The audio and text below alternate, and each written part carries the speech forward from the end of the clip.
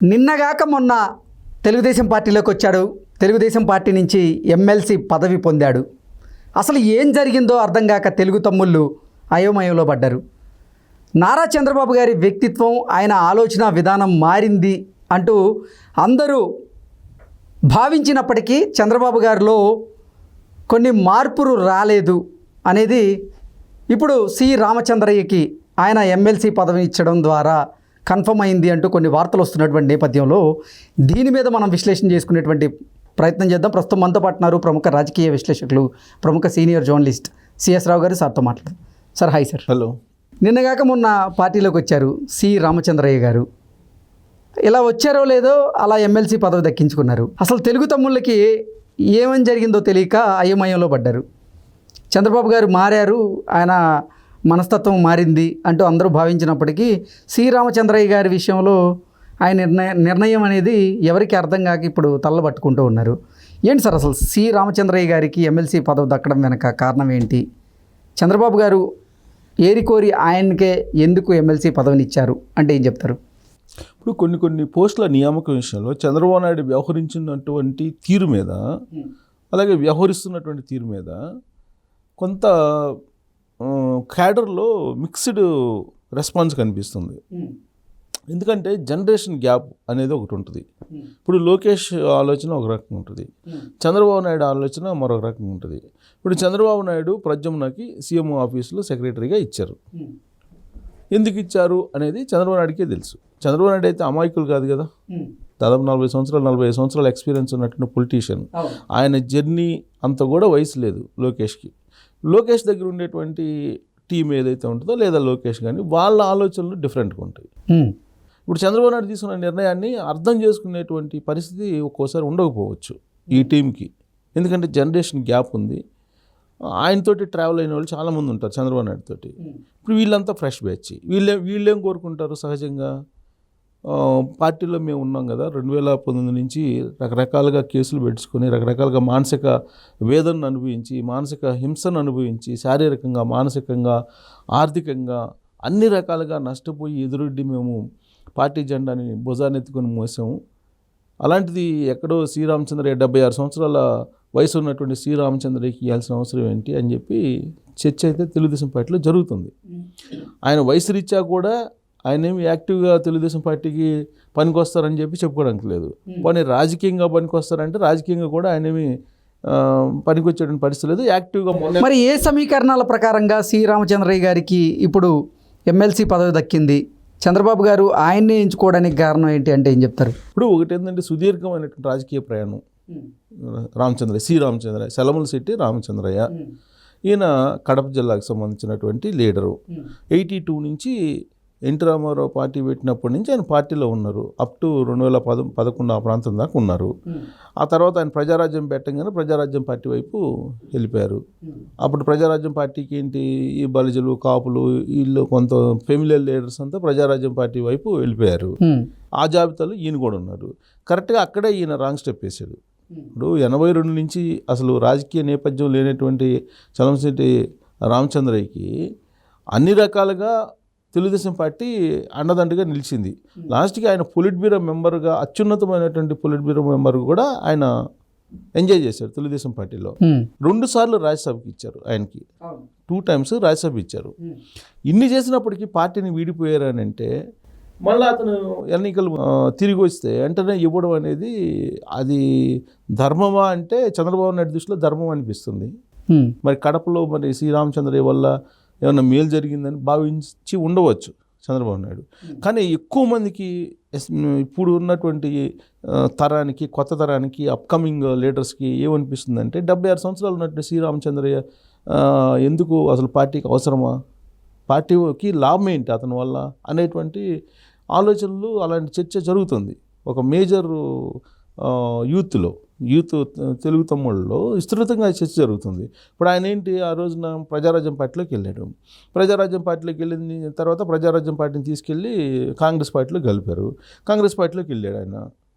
Quite opposite కదా, Telugu Desam party quite opposite Congress party. అలానే కాంగ్రెస్ పార్టీలోకి వెళ్ళారు. సరే ప్రజారాజ్యం పార్టీ అంటే సరే సామాజిక ఈక్వేషన్లో లేదంటే సామాజికంగా ఏదన్నా అనుకొని ప్రజారాజ్యం పార్టీ వైపు చిరంజీవి కొత్త పార్టీ పెట్టడానికి వెళ్ళారు అని చెప్పి అనుకుందాం. ప్రజారాజ్యం పార్టీని కాంగ్రెస్ పార్టీలో విలీనం చేసినప్పుడు ఈయన కూడా కాంగ్రెస్ పార్టీలోకి వెళ్ళి అక్కడ దేవాదాయ శాఖ మంత్రి మినిస్టర్ గారిని ఏదో తీసుకున్నట్టున్నారు, కొన్ని రోజులు అది చేశారు. అది చేసిన తర్వాత కాంగ్రెస్ పార్టీని ఇప్పుడు కాంగ్రెస్ పార్టీ దగ్గర నుంచి వైఎస్ఆర్ కాంగ్రెస్ పార్టీకి వచ్చాడు. పోనీ ఆ పార్టీలో ఉన్నారు, వైఎస్ఆర్ కాంగ్రెస్ పార్టీలో యాక్టివ్గా ఉన్నారా? పోనీ వైఎస్ఆర్ కాంగ్రెస్ పార్టీలో మనకి కనిపించినటువంటి కొంతమంది ఫెమిలియర్ లీడర్స్లో ఈయనేమన్నా సి రామచంద్రయ్య ఉన్నాడు, అక్కడ లేరు.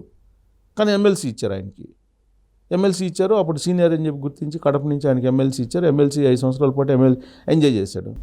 ఎంజాయ్ చేసిన తర్వాత చివరిలో ఆయనకి పదవి ఆల్రెడీ పోతుందనగా, ఎమ్మెల్సీ పదవి గడువు అయిపోతుందనగా వైఎస్ఆర్ కాంగ్రెస్ పార్టీకి రాజీనామా చేసేసి తెలుగుదేశం పార్టీలోకి వచ్చాడు. తెలుగుదేశం పార్టీకి వచ్చేటప్పటికి ఈయనతో పాటు ఇక్బాల్ కూడా వచ్చాడు. వీళ్ళిద్దరు స్థానాలు మొన్న నోటిఫికేషన్ ఇచ్చి ఎమ్మెల్సీ స్థానాల్లో ఫిలప్ చేశారు. వీళ్ళిద్దరు వచ్చినప్పుడు అది అనర్హత వేటేశారు. అక్కడ అసెంబ్లీలో అదే మండలిలో వైఎస్ఆర్ కాంగ్రెస్ పార్టీ ఉంటుంది కాబట్టి వాళ్ళ మీద అనర్హత వేటేశారు. అనర్హత వేటు వేసిన ఆల్రెడీ గడువు కూడా అయిపోయింది, వాళ్ళది ఎమ్మెల్సీ గడువు కూడా అయిపోయింది. చివరి నిమిషంలో వీళ్ళు తెలుగుదేశం పార్టీలోకి వచ్చారు ఇద్దరు. సరే, వచ్చిన తర్వాత ఇప్పుడు తెలుగుదేశం పార్టీ అధికారంలోకి వచ్చింది. తెలుగుదేశం పార్టీలోకి ఆయన వచ్చాడు అనుకుందాం. ఆయన యాక్చువల్గా చెప్పింది ఏంటంటే, నాకు రాజకీయాల నుంచి నేను దూరంగా ఉంటాను, పార్టీకి నేను పనిచేస్తానని చెప్పాడు ఆయన, సి రామచంద్రయ్య. కానీ ఆయనకు ఉన్నటువంటి పరిచయాలు ఉంటాయి కదా, 76 సంవత్సరాలు 82 నుంచి తెలుగుదేశం పార్టీలో ఉన్నారని అంటే చంద్రబాబు నాయుడికి ఆయనకి కామన్ ఫ్రెండ్స్ ఉంటారు. తర్వాత చంద్రబాబు నాయుడికి ఆయనకి డైరెక్ట్గా కూడా కొన్ని సంబంధాలు ఉండొచ్చు. ప్రత్యేకించి కడప జిల్లాలకు సంబంధించి ఉన్నాడు కాబట్టి అతను నీకు కొంత సంబంధాలు ఉండొచ్చు. పూర్వపు సంబంధాలతోటి ఆయన బహుశా ఇన్ఫ్లుయెన్స్ చేసి ఉండొచ్చు చంద్రబాబు నాయుడిని. ఆ ఇన్ఫ్లుయెన్స్లో ఆయన ప్రెజర్ ఫీల్ అయిపోయి ఆయనకి ఎమ్మెల్సీ ఇచ్చి ఉండవచ్చు. లేదు, కడపలో సి రామచంద్రయ్య సామాజిక పరంగా సామాజిక ఈక్వేషన్లో ఉపయోగపడతారు అని చెప్పి అనుకొని ఉండొచ్చు చంద్రబాబు నాయుడు. చంద్రబాబు నాయుడు ఆలోచనని మనం రీచ్ కావటం అంటే కొంచెం కష్టమే. ఇప్పుడు చంద్రబాబు నాయుడికి సి రామచంద్రయ్యకి మధ్య ఉన్నటువంటి రాజకీయపరమైన సంబంధాలు చాలా బలమైనటువంటి సంబంధాలు. ఎస్పెషల్లీ కడప జిల్లాలో ఎలాగైనా సరే వైఎస్ఆర్ కాంగ్రెస్ పార్టీని దెబ్బ కొట్టేశారు. ఎమ్మెల్సీ ఎన్నికల్లో కొట్టారు అంతకుముందు. ఇది 2024 ముందు జరిగినటువంటి ఎమ్మెల్సీ ఎన్నికల్లో. తర్వాత 2024లో కూడా కడపలో తెలుగుదేశం పార్టీకి బాగానే వచ్చినాయి. సో రాబోయేటువంటి రోజుల్లో 2029 నాటికి అసలు వైఎస్ఆర్ కాంగ్రెస్ పార్టీని కడపలో లేకుండా చేయాలనేది టార్గెట్ కూడా పెట్టుకున్నారు. బహుశా దాంట్లో భాగంగా ఏమన్నా సి రామచంద్రయ్యకి ఇచ్చారా అనేది ఒకటి. అయితే రామచంద్రయ్య అతనే చెప్పిన మాట ఏంటంటే, నాకు ప్రత్యక్ష రాజకీయాల్లో ఇంక ఇంట్రెస్ట్ లేదు అని చెప్పి ఆయనే చెప్పాడు. అవును, ఇంట్రెస్ట్ లేని ఆయన్ని తీసుకొచ్చి ఎమ్మెల్సీ ఇచ్చేసి ఆయనకి ఇవ్వటం ఏంటంటే, ఆల్రెడీ పనిచేసిన వాళ్ళు ఉంటారు కదా, 2019 మిగతా సంవత్సరాలు పనిచేయడం వేరు, 2019 నుంచి 2024 మధ్యలో వైఎస్ఆర్ కాంగ్రెస్ పార్టీని ఎదుర్కొని నిలబడినటువంటి తెలుగుదేశం పార్టీ కార్యకర్త ఎవరైతే ఉన్నారో వాళ్ళు స్టాండర్డ్ కార్యకర్తలు. ఎందుకంటే అనేక రకాలకి హింసల్ని, అనేక రకాల బాధల్ని వాళ్ళు అనుభవించారు వైఎస్ఆర్ కాంగ్రెస్ పార్టీ రూపంలో. వాళ్ళు ఎదురొడ్డి నిలిచారు, ఒక సైనికుల మాదిరిగా పనిచేశారు. సో అలాంటి వాళ్ళకి గుర్తింపు ఇచ్చి చేస్తే బాగుంటుంది అనేది ఒక అభిప్రాయం. వాస్తవంగా చంద్రబాబు నాయుడు క్యాబినెట్లో కూడా అలాంటి వాళ్ళని తీసుకున్నాడు. 17 మంది కొత్త వాళ్ళని తీసుకోవటం అని అంటే ఆయన మారినటువంటి చంద్రబాబు నాయుడికి అది నిదర్శనంగా కనిపిస్తుంది. అందులో మళ్ళీ ఫస్ట్ టైం పోటీ చేసిన వాళ్ళు దానిలో 9 మంది ఉన్నారు క్యాబినెట్లో. సో మరి చంద్రబాబు నాయుడు మారకపోతే ఈ కురువృద్ధులకంతా ఇచ్చిండేవాళ్ళు, గంటా శ్రీనివాసరావుకి, లేకపోతే పత్తిపాటి పుల్లారావుకి, లేకపోతే సోమిరెడ్డి చంద్రమోహన్ రెడ్డి, ఇలాంటి వాళ్ళకి ఇచ్చిండేవాళ్ళు. ఆయన మారకుండా కనుక అంతకు ముందులాగా చంద్రబాబు నాయుడు ఉంటే. కానీ అలా చేయలేదు కదా క్యాబినెట్ దానికి సంబంధించి. అలాగే మనం సీఎం ఆఫీస్లో కూడా ఇప్పుడు కార్తికేయ మిశ్రాని తీసుకొచ్చారు. ప్రద్యుమ్నాథ్ ఏదో కొంచెం అటు ఇటు అయింది. ఆయన ఆల్రెడీ రాజమౌళి అనే అతన్ని ఉత్తరప్రదేశ్ నుంచి తీసుకురావడానికి ఒక లెటర్ కూడా రాశారు. ఆయన రాగానే ఈయన ఏదో బయటకు పంపిస్తారనేటువంటిది వినిపిస్తుంది. ఇప్పుడు రవిచంద్రని ప్రిన్సిపల్ సెక్రటరీ సీఎం చేశారు. సరే, ఉన్న వాళ్ళతోటి పని చేయించుకోవాలి, ప్లస్ దాంట్లో జెన్యూనిటీ అనేది ఒక ఈక్వేషన్ తీసుకున్నట్టున్నారు చంద్రబాబు నాయుడు. ప్లస్ ఇప్పుడు రామచంద్రయ్యకి ఇవ్వడం వెనక కారణం నాకు ఒకటే ఒక కారణం కనపడుతుంది. కడపలో ఇతని సామాజిక వర్గం కూడా ఉంటుంది కాబట్టి బహుశా అది చెప్పుకోవడానికి ఏమన్నా ఉపయోగపడిద్ది అనేది ఒకటి ఉండొచ్చు, ఆ కోణం నుంచి ఉండొచ్చు. ప్లస్ పూర్వపరిచయాలు, ఈ 2 కారణాలు తప్ప రామచంద్రయ్య వల్ల పార్టీకి ఏమైనా లాభం ఉంటుందంటే లాభం ఏముండదు. ఇన్నిసార్లు పార్టీ మారిన అతనికి ఏముంటుంది? ఇప్పుడు ఆల్రెడీ అవుట్డేటెడ్, 76 సంవత్సరాలు అవుట్డేటెడ్ పొలిటీషియన్. వాస్తవంగా అతను ఎక్స్పెక్ట్ చేసి ఉంటాం అసలు నన్ను అడిగితే. లేదంటే రిలేషన్స్ ఉన్నప్పుడు ఎవరు చేత చేపిస్తే అయిపోద్ది అనేది తెలుసు కదా. ఇప్పుడు యాక్చువల్గా ఈయన టెన్యూర్ని కనుక మనం చూస్తే అంటే ఎప్పుడెప్పుడు ఇతను తెలుగుదేశం పార్టీలో ఉన్నారు ఏంటనేది చూస్తే కనుక మనం ఇతని హిస్టరీని యాక్చువల్గా ఇతను ఎక్కువ కాలం పాటు తెలుగుదేశం పార్టీలో చేశారు. 82 నుంచి 2008 వరకు ఉన్నాడు తెలుగుదేశం పార్టీలో. 2008 అంటే 2009 ఎలక్షన్ ముందు ప్రజారాజ్యం పార్టీలోకి వెళ్ళాడు.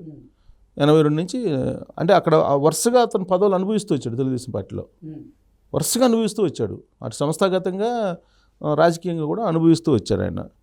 రాజ్యసభ 2 సార్లు ఆయన మాటల కాదు కదా అది. ప్లస్ ఇంకోటి 2011 నుంచి 18 దాకా అంటే మొన్న ఎలక్షన్ దాకా కాంగ్రెస్ ప్రజారాజ్యం పార్టీ. ఇప్పుడు 2018 ఎన్నికల అదే 2019 ఎన్నికల 24 ఎన్నికల ముందు నీకు మళ్ళీ ఆ పార్టీకి రాజీనామా చేసి ఈయన ఇటు వచ్చేసాడు. బేసికల్గా ఇతను చార్టెడ్ అకౌంటెంట్. సరే ఇతని హిస్టరీ అవన్నీ మనం చెప్పుకుంటూ పోతే తెలుగుదేశం పార్టీలో పూర్వ పరిచయాలు తప్పితే తెలుగుదేశం పార్టీకి ఇతని వల్ల ఏమీ కొద్దిగా లేదు. బట్ చంద్రబాబు నాయుడు ఇచ్చిన ఈక్వేషన్, చంద్రబాబు నాయుడు తీసుకున్న నిర్ణయం అయితే ఆశ్చర్యానికి అయితే గురి చేస్తుంది. బట్ ఖచ్చితంగా దాంట్లో ఏదో లాజిక్ ఉంటుంది. ఓకే, ప్లస్ నేను చెప్పిన ఈ 2 లాజిక్లు ఉండొచ్చు. పూర్వ పరిచయాలు, సామాజిక ఈక్వేషన్ కడపలో పనికి వస్తుంది అనేటువంటిది ఒకటి ఉండొచ్చు. Okay sir, thank you so much. Thank you.